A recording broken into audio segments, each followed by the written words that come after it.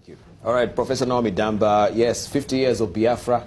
I grew up hearing about a Biafra estate here in the country. Now people can relate to Biafra estate, I think, in Islands, right? You were not born then. Yet. I was not born then. Okay. I think that Nigeria as a nation have substantive and significant progress from Biafra to where we are. There is a fairly good understanding that Nigerian will not elect an Igbo for president. That has been tried through many of the polls in the past. And Igbos themselves, I think, have settled the fact. They're very good.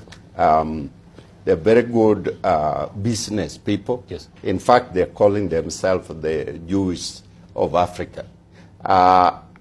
They're fiercely independent. They're very tribal.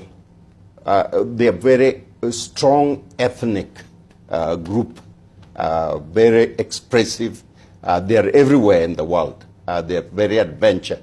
Most of my friends from Nigeria and Americans are Igbos. They're very high achiever in terms of technology, medicine, education, and everything. And so the Igbos are by themselves have a big stake in Nigeria if it fails.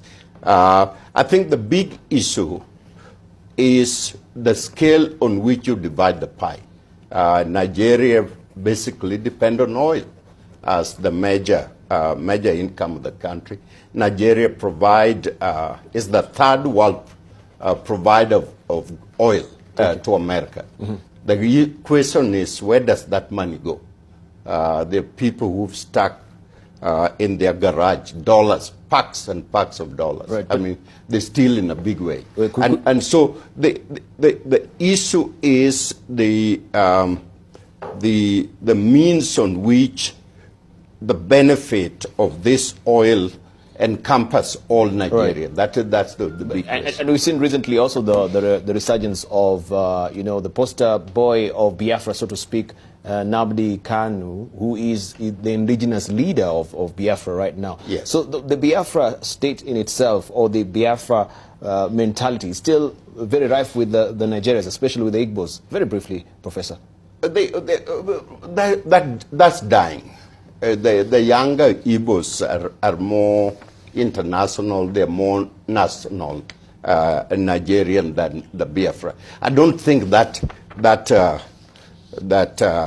sentiment will rise to a major conflict between the state and Igbo again. He was in detention for 2 years, especially, and of course, because of his sentiments over the radio. I think we have the Biafra radio station.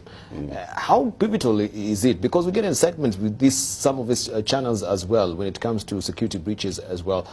You can comment on it very briefly. Captain Urunga, very briefly. Yeah, I think just to add on what Professor said, we must understand our African context. Every country has had a dominant tribe. And most of the times, they've always believed, to some extent, that they have a right to do ABCD. So in Nigeria, it was the Igbo. In Uganda, it was the Bagandas. I don't want to mention Kenya. In Zambia, we have the Shonas and the issue with Ndembele. In South Africa, we have the Zulus. So the idea has always been, if we don't manage these very aggressive communities and countries, yes, then they get problems. But in Nigeria, the Igbos were in such a position that they thought without them Nigeria would not have moved in terms of their intellect, in terms of their being good administrators, in terms of their exposure, and the outgoing nature of the Igbo nation. And therefore, when they failed, the war took about three years or so, and actually Ojukwu was pardoned.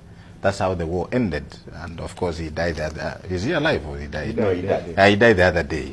So I think we must understand that this has been something that our colonial masters never took into context, and they kept us fighting amongst themselves and kept on propping tribes with a view of divide and rule.